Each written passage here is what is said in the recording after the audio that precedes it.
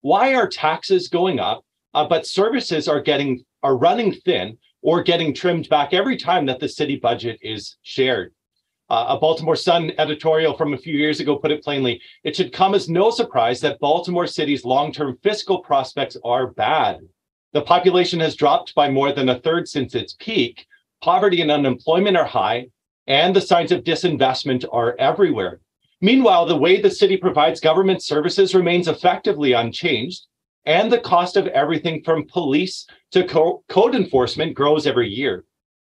That's in their words. But you could ask the question this way: how is it possible for a city to double its population in the last 70 years, from 1.2 million to 2.4 million in the metro region, and yet find itself, even in the midst of a sea of so many productive, powerful people, finding itself facing major budget shortfalls, decaying infrastructure, and a sizable gap between what Baltimore could be and what it currently is? In Strong Towns, we talk about the way of diagnosing this as a promising experiment that has gone awry. A promising experiment that has gone awry because of the way in which we shifted the pattern of development from traditional development into a form of auto-oriented development. This has been a change that has not gone well. It's an untested and never before seen pattern of developing places. In just a few generations, we have gotten used to all this driving, parking, and devoting of so much land to the movement and storage of cars. As we shifted from a people-oriented pattern of development, notice the difference in scale here.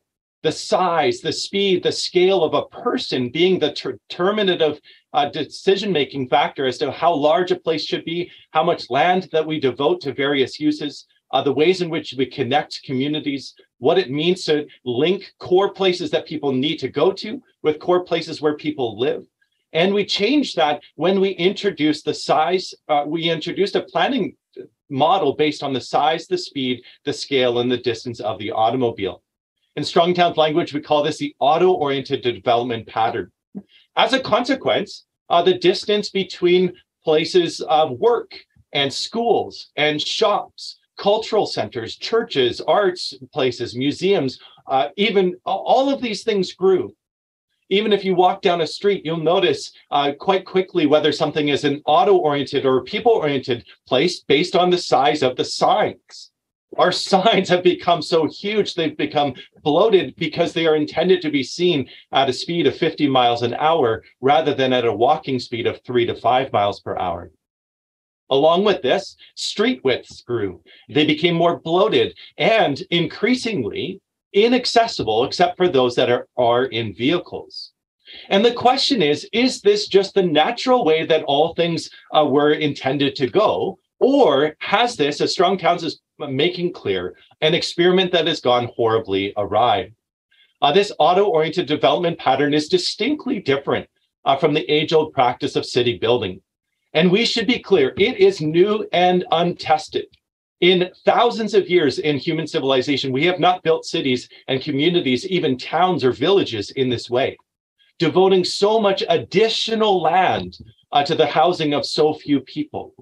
You might think, oh, even in Baltimore, it's a fairly dense city, has a downtown core, and yet you can probably identify many places where there is land that is used in a sprawling manner rather than in a concentrated manner, in a careful manner, in a way that says we need to maximize the ability of people to connect to the places that matter in a variety of different ways, in a variety of different transportation options. But instead, we have defaulted to systems that are simple in many ways, streets that lead into arterial roads that lead onto highways, and yet they're becoming bogged down. And the truth is, what I opened with, we can't afford it. We can't pay the bills for this. In place of neighborhoods and places constructed to work with the speed and scale of the person on foot, think even the way of buildings and shops being created with doors that face the sidewalk. I walk through my community, I see many churches, for example, where the doors face the parking lot, not the streets. There are huge gaps in between large blocks, and we just assume that that's normal. Instead, in place of walk-up apartments, we have suburban tract home developments. in place of fine-grained urbanism where you have one little shopkeeper next to another little shopkeeper with an accountant above and a few others that are all sort of woven into even back alley bookstores and things like that. In place of that, we have shopping centers, we have large sprawling business parks, and we have all of these neighborhoods that have continued to emerge that are facsimiles of community and yet struggling to provide what is needed. Even the way in which we view the placement of significant structures has really changed. And I think this is one place where I can definitely applaud what I have seen in Baltimore. I came to visit Baltimore, and I want to compare the difference between traditional people-oriented development with the practice of auto-oriented development. You can see that in baseball parks. On the left is your familiar park, Camden Yards. I visited Baltimore, and I'll tell you a little bit about my visit to Baltimore because it reveals two of these things. I wanted to go check out Camden Yards. I'd heard a lot about that and compared that to another city stadium in Kansas City that I drove by and had no interest in visiting. But I'd heard that Camden Yards was special. So I went on foot, walked up, and the picture on the lower left, you can see it there. As I looked around, I thought, where's the baseball stadium? And that is one of the key things, is that as I was walking, I was woven into a community. There was lots of things going on. And then there just happened to be this baseball park nestled in a space created distinctly for it, and yet not detracting from the built environment around it, not sitting isolated like the parks in Kansas City, where now they are increasingly realizing that type of auto-oriented, everybody comes by car sort of system is failing and causing them to profoundly struggle in so many different ways. And so what I mentioned that there was a difference in the way that I arrived in Baltimore, and that is I came by Megabus from Ontario, where I was living previously, and I thought I was going to Baltimore. But the Megabus ticket only took me to White Marsh Mall on the outskirts of Baltimore and dropped me off in the middle of a shopping mall parking lot, a sea of parking spaces and nobody around. There was one lonely taxi cab that I flagged down and was able to finally ask him, can you take me to real Baltimore? And this isn't to say that there was something inherently wrong in the way that some of these places have continued to develop, but that the core model of building around the size and speed and scale of the automobile is causing a conflict, is draining our coffers, and is limiting our opportunities to have and enjoy healthy, vibrant communities together. And so the Strong Towns approach is to question this experiment and to propose a better way forward. We recognize that over centuries, cities have been complex adaptive systems. And I want to explain what that means. And perhaps you can draw some conclusions on this from your own perceptions of what Baltimore consists of. Think of a forest, a rainforest in particular. A rainforest is a complex system.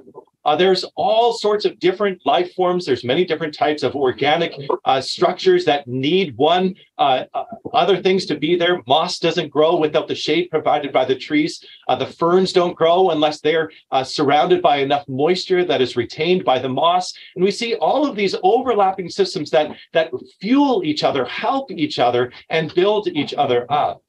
They also have the capacity that as climate conditions change, that the forest adapts and the forest evolves. And cities were like this as well.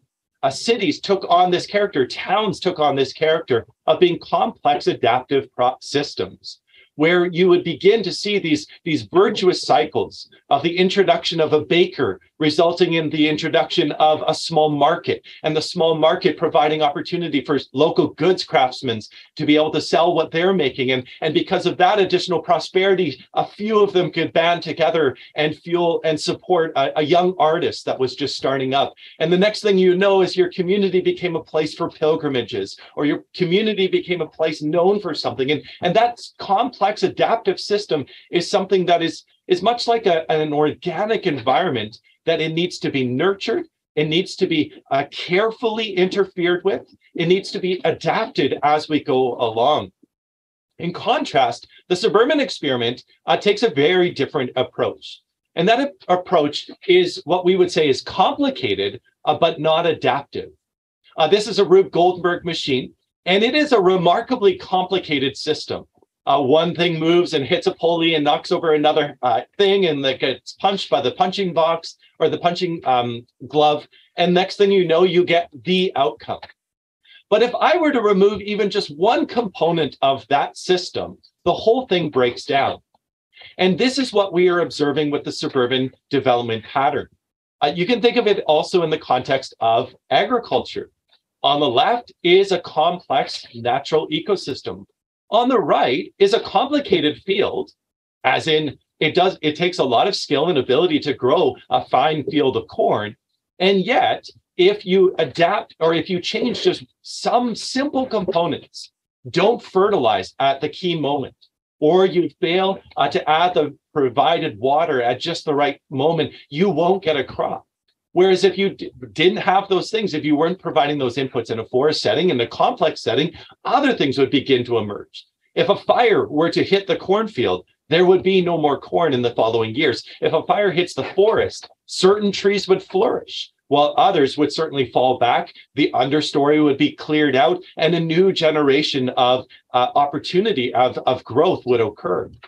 And that's where, when we think and apply this to the world of community building, whether large communities or small communities, what we make clear, and Chuck has done a lot of work, Chuck Marohn from Strong Towns has done a lot of work to outline how the system that we have created is one that is complex, but not adaptive.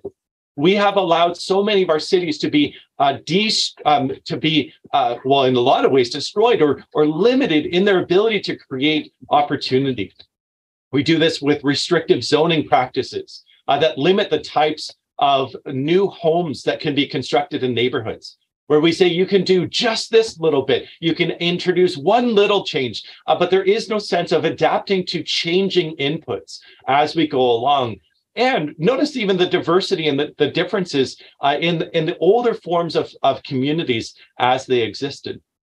We see this in the context of a place that is familiar if you've spent any time with Strong Towns, but this is Brainerd, Minnesota.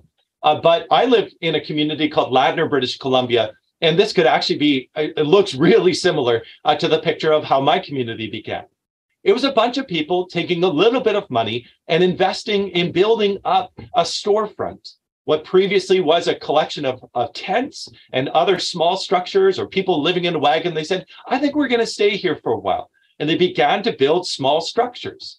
And they began to do so in a way that allowed them to create a place and then be able to create connections. It was adaptive. They didn't pave the streets. They didn't immediately put in sewers. They didn't immediately build everything up to a complete and finished state. But instead, over time, as greater prosperity began to emerge, and this is the story of Baltimore as well, which we'll look at in a bit, as prosperity began to centralize and pool in that area, and as wealth was retained in that area, the community began to develop. Just a couple of decades later, this is that same location in Brainerd, Minnesota. And if you've never heard of Brainerd, that's fine. I never heard of it until I started reading Strong Towns. And the interesting thing is that this is not unique. This was the traditional development pattern. Notice now there is a little bit more improvement. They've added sidewalks, they've added street lighting. There's now utilities connecting buildings, and people are beginning to flourish. People are beginning to add to their community. Then just a few years later, you see the introduction of even more grand buildings, significant structures, banks and other places moving in and saying this community is bound to last. We are seeing the pooling of wealth and the pooling of resources here, and we want to participate in that. Well, this is what it looks like today. This is that same location in Chuck's hometown. And the question is, how did this come to be this way? How did this come to be this way? Where previously Brainerd was defined by the trial and error of frontier communities, small bets, people taking the decision, today I'm going to expand my store because I saw that the hardware store next door is also expanding. And this is a good opportunity for me. If they're going to draw in more clients, I can do the same. I can see a path to build prosperity. What the image before you demonstrates is that by a certain point of turning to the suburban experiment, our inner city areas began to see dramatic disinvestment. or a dramatic lack of interest and investment in these places so that people lost hope that they would be places for the generation of wealth. There was the perception that the pooling of wealth that was occurring in these places was no longer happening because the wealth was being extracted and sent elsewhere, or it was being dispersed and scattered and sent out further and further as the community boundaries began to grow so rapidly. I want to illustrate this in Baltimore with a fascinating map that I found online. And this is a picture of 1818. Right here in the core, you can see where the population area was. And this follows the same story that it described in Brainerd. And that is where the core of activity was. That's where the water was. That's where the opportunities were. And that's where people settled. In time, people who were attracted to Baltimore began to come, and they would begin to build, this is 1853, began to build around it.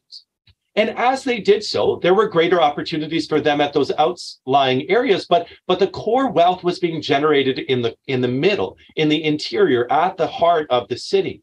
This is where you'll still find the traditional downtown of Baltimore with its fine-grained streets and its pooling of wealth, the investment that is taking place there. And then by 1874, it continued to expand. And each time it would be in smaller increments out and away, but it was giving opportunities for new communities to be established, new little nucleuses to be created where wealth could be constructed. And if you overlay this with a city map, you see that some of the most significant little neighborhoods that still have vibrant corner stores, still have vibrant cultural centers, still have vibrant communities. Even though some of them are maybe materially or financially are impoverished right now, I believe you can correct me later, I believe Pigtown is in this area, as I saw that was where one of you is from. And that is one of the things that you see, these distinct neighborhoods beginning to develop with connections to the core, but at the same time, they were not so far removed that they were distinct cities unto themselves. By 1918, you begin to see this. And I want to point out one thing in particular that I'll touch on in just a moment, too. Notice these strands. These strands all follow the way in which transportation began to move people. This was, by 1945, these were the trolley routes. This is that path going up, and there was a cluster up here. This is that path going out. This is the cluster out here.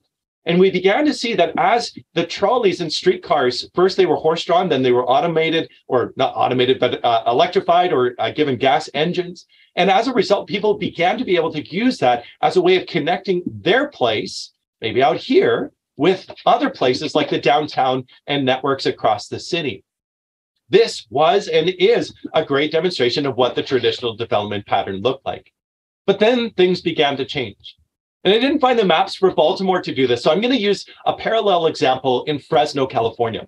And again, much like the Brainerd example, this is material that really does replicate and probably mimics so much of what we saw in the example that I showed you in Baltimore. 1897, this is what Fresno consists of. Fresno is a city in California. I've been there. I haven't actually gone to the core, but I bet that's the place that I would want to go and visit. By 1909, you see a step up. People are beginning to expand, but the core area where wealth pools, where streets are filled with shops and merchants and people that live nearby to support those places, that was still within that core area. Now skip forward some 20 years to 1922, and you see now it's starting to flesh out.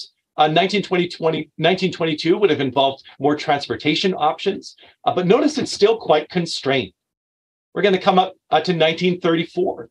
Again, the city is adding population, but is not adding a considerable amount of distance, of space, because there's a reason for that. People are constrained by transportation, constrained and often interested in living near places rather than living far away from them.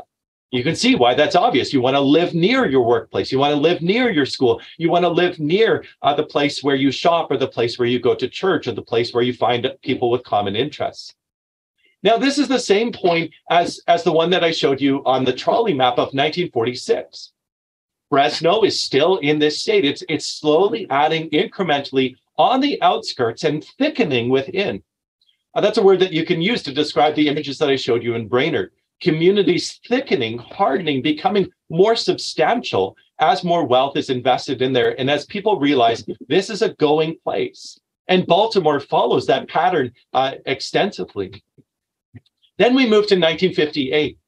This is after World War II, in the midst of a dramatic increase in suburban style development. The idea of everybody having a house of their own and a chicken in its pot creates the opportunity with vehicles. You begin to see outskirt development like this. People saying, oh, I can live here and drive into the community every single day and get back out to where I want to be. And my life will be so much better. And this was around the time of a lot of urban exodus.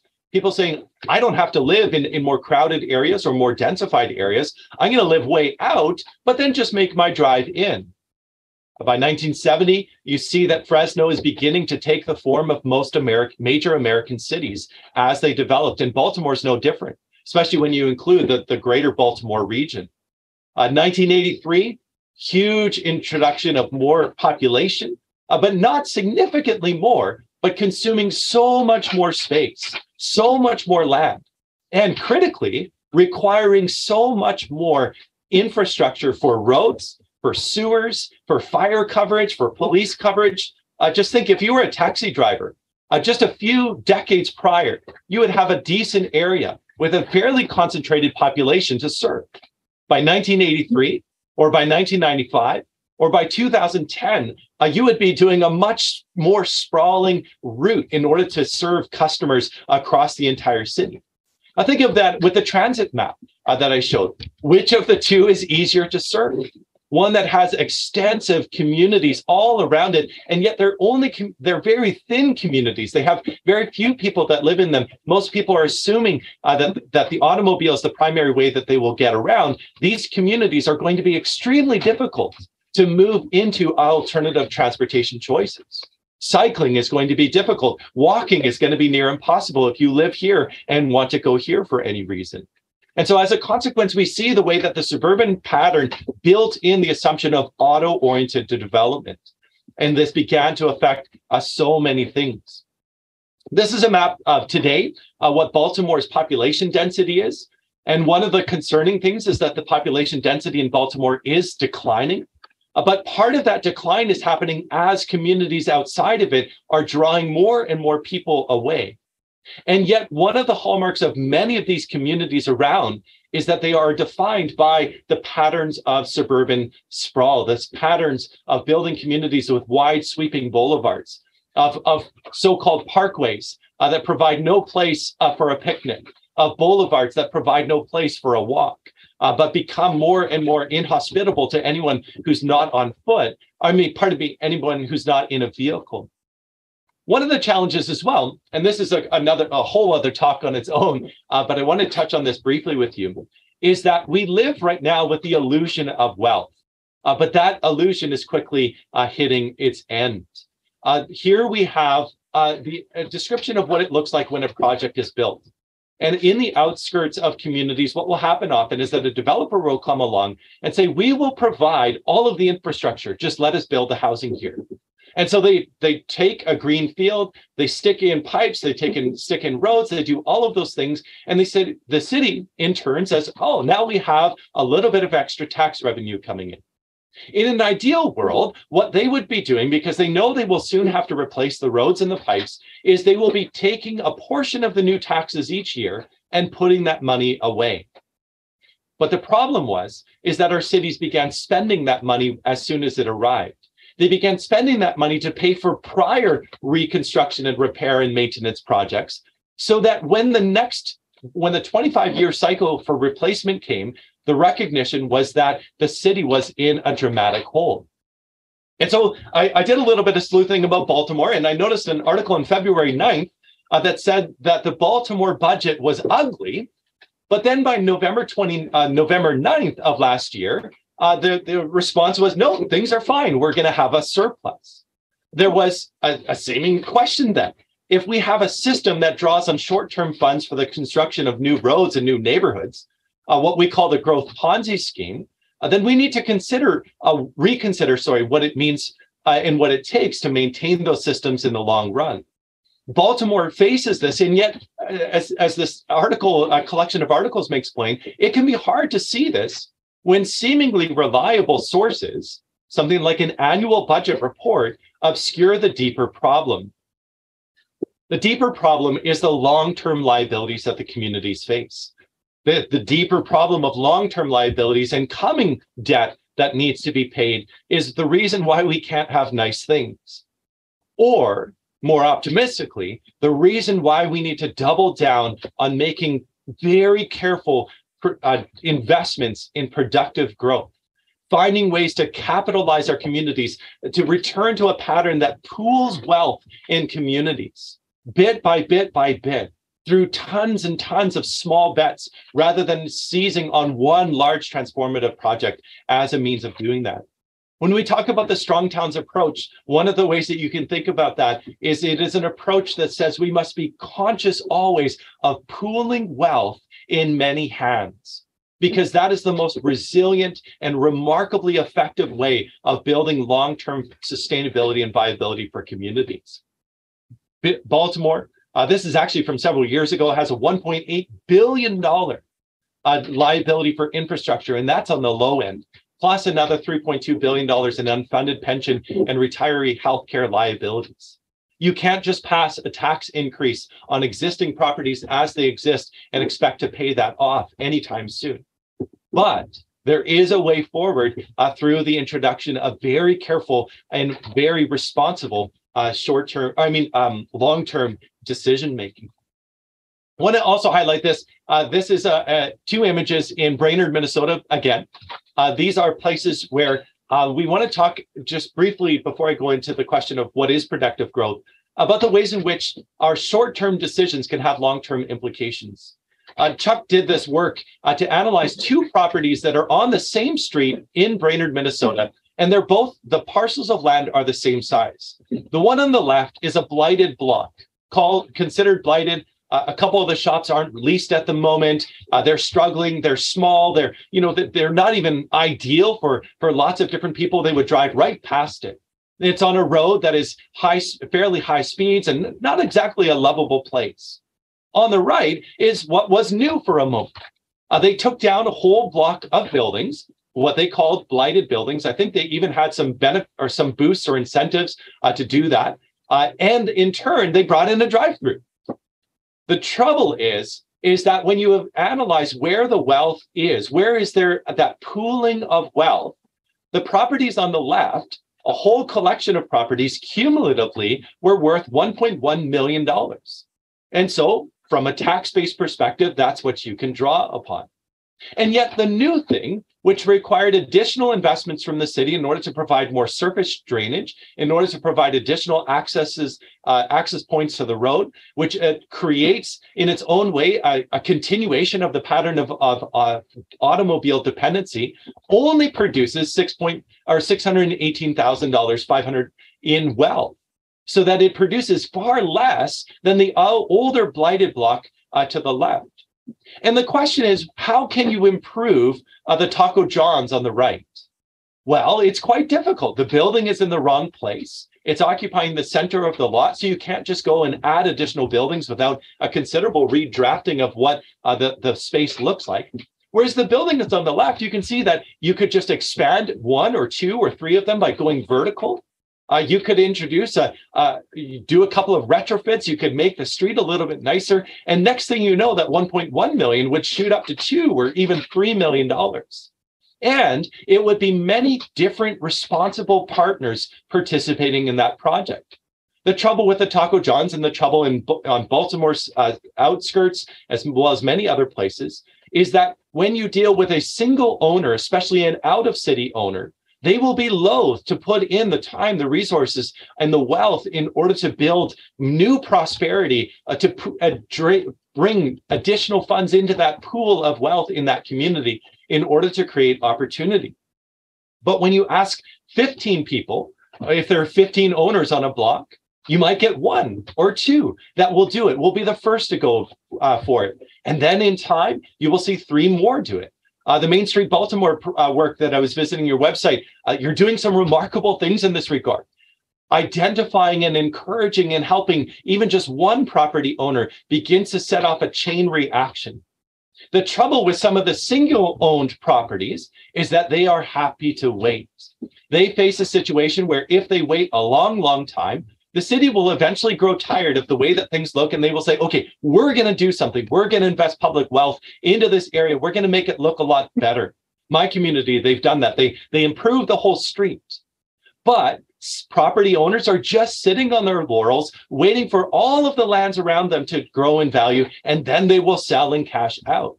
We need to change that. Older traditional neighborhoods did not struggle with the problems that we see now, where we'll have absentee landlords that just sit on properties waiting for it as a way of increasing their investment. Think of downtown Baltimore and the changes that happened there.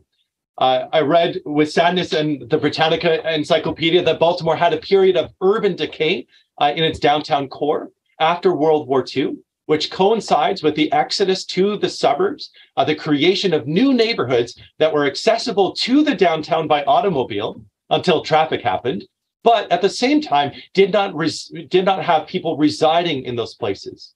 After World War II, you see a skyrocketing in the practice of creating distinct uses and distinct segregated categories of use, so that you lived in one place, you worked in another, and you definitely did not live above the place that you worked. You definitely did not live even within walking distance. You didn't care to, because of perceptions either of public safety or racial bias or all manner of other reasons why there were incentives that were being offered in the suburbs provided compelling reasons to leave the urban core. But the consequence is that there was a lot of tearing down of beautiful structures, of significant buildings. I went and looked at the urban renewal report about my own city's core village. It's a historical area. And a full 2/3 of the properties were labeled as blight, including properties that today people take pictures in front of, people love, people cherish. They say, don't you ever touch our old municipal town hall? And yet that building was due to be brought down. And sometimes we wonder, what did we lose when we brought down all of those things in order to have, 1, 2, 3, 4 lanes of cars to be able to pass through, parking garages and surface parking lots all over the place? You could put it this way, a lot of Taco John's replaced old or blighted buildings, even though oftentimes that description of blight was used in a racially charged and motivated way. I was struck by the fact in a Washington Post article, it cited research on urban renewal that said 67% of people displaced by such demolition projects nationwide were Black. Those people who moved lost their social networks as well as their homes. And over time, deindustrialization took their decent blue-collar jobs too. All of these things are tied in with what we have identified as the experiment gone awry, the suburban experiment, with all of the excesses that it fueled and the short-term ways in which it caused our communities to struggle. Now, I want to touch on what I've referred to a couple of times as productive growth. A productive growth is what we need to be focusing on, seeing the introduction of new wealth in order to establish a stronger community. One of the ways that we need to do this is to allow the next increment by right across the city, that duplexes become fourplexes, that fourplexes are permitted one by one to become a walk-up apartment with a store underneath. We should make it ideally that someone can come into a city hall, and if they are in that type of a setting where they're saying, I'm going to do the next increment of development, that they're able to walk out within a few hours with a building permit in hand to be able to go forth and do that, to increase the investment in their community. We talk about neighborhood infill. I prefer the phrase neighborhood investment, allowing for people to adapt structures, add secondary dwelling units, do all of those things so that we make a place better as it ages, that it's full of cycles of endings and beginnings, rather than, as we see in the suburbs, a linear journey towards decline. Another core responsibility that we have is to prioritize adaptable uses and adaptability versus a rigid form of use. Think of ways that shopping malls are zoned and regulated and restricted, and how it takes decades before an old closed mall to be converted into something new, and how still things like parking minimums continue to hamper and restrict the opportunities that are there, versus cafes and places like this on the left, where it can be one thing one day and one thing another day. And yet one of the strange ironies that we have is that the suburban experiment introduced things like minimum parking requirements. So that way people who came in from the suburbs were always assured that their vehicle, their hulking mass of 2,000 to 3,000 tons, 2,000 to 3,000 pounds, of steel and rubber had a place to be stored for the duration of their time in the city, and then allow them to return back at their convenience. Well, as we see, one of the consequences of this has been that you get situations where the local cafe and goes out of business. Somebody buys it, wants to turn it into a dance school. The city says there's a minimum parking requirement of, one parking space per 3 dancers. Well, the building doesn't suit that use, but the owner goes and they buy the next door building, they knock it down, they add in the parking spaces, but then it becomes a bank, and the bank says, oh, we have even higher parking requirements. So they knock down the next building. Now what you've done is, in the pursuit of parking, you've leveled what used to be buildings that were opportunities for other businesses to start, other opportunities for people to be able to adapt structures, adapt places for various uses. Strong Towns has a way of saying that no neighborhood should experience radical change, and that no neighborhood should be exempt from change. This has profound implications for the way that we approach our local politics, the way that we approach problems like displacement and gentrification, the way that we see the roving eye of investment, especially external investment dollars, identifying neighborhoods and saying, this neighborhood we will suddenly transform, and it doesn't matter what happens to the residents who live there. Instead, Strong Towns says no neighborhood should experience such radical change. But part of the way that we get there is to say every neighborhood should be changing. In my community, I've rallied around the idea that we have to recognize our neighborhoods are changing. And we have to decide, do we want them to become more expensive and exclusive? Because that's the path that we are on as we protect a lot of single family homes, as we continue to insert parking requirements, all of those things. It is a path to expensive neighborhoods and exclusive neighborhoods that lack diversity. Or do we actually allow for adaptable neighborhoods and changing neighborhoods that are more inclusive and diverse? Another way to do this is to lower the bar of entry. This is a modest home that cannot be built in many communities. Not certain what it's like in Baltimore at the moment in terms of minimum house sizes and minimum lot sizes, but minimum house sizes and minimum lot sizes were a deliberate tool used to exclude immigrants, to exclude people of color, to exclude the poor from many neighborhoods. And they linger on, and city planning departments continue to enforce these rules, even though we know they are deeply rooted in prejudice. And critically, from a Strong Towns approach, also financially ruinous. We need to allow people to be able to start with something modest, to do like what Muskegon, Michigan did, which was to purchase sheds, small sheds built for, I think, $40,000 each, or maybe even less than that. And they created many little business incubators just behind it as a parking lot. They took one row of parking and they included these little pop-up huts. And what did they find? Businesses began to set up in these places, and in time, these were businesses that couldn't afford the commercial rents for the going rates in downtown Muskegon in the old core. But in just a few years' time, many of the businesses that began here ended up being able to now have a proven pathway to afford the rents that it took to rent larger spaces. Downtown Muskegon began to flourish, and these little huts began to be introduced to more and more small business owners. I see some of the things that the Main Streets or Maintown Baltimore group is encouraging, and I want to encourage that as much as possible, providing a way for a low bar of entry for people to engage and build in their community. Another key part of this is to respond to how people use the city. One of the ways that you do that is saying, rather than telling people not to use the city in a way that works for them, instead saying, let's work together to find ways for our city to work really well in this way.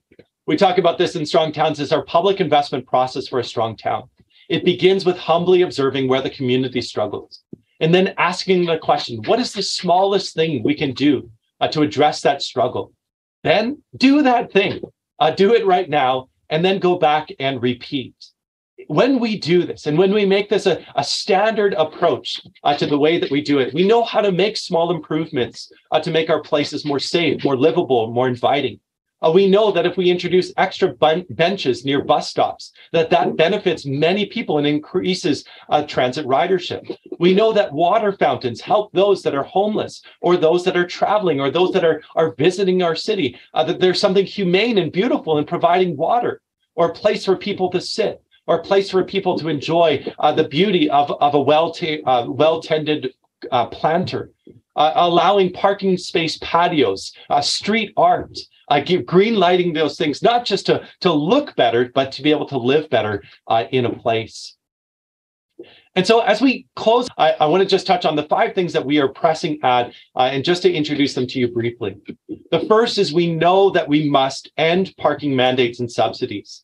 They are harming our communities and stripping us of opportunities to build wealth, and they are holding back our opportunities to develop transit systems that serve a greater capacity of people, and in so doing become financially solvent and useful in more of our community.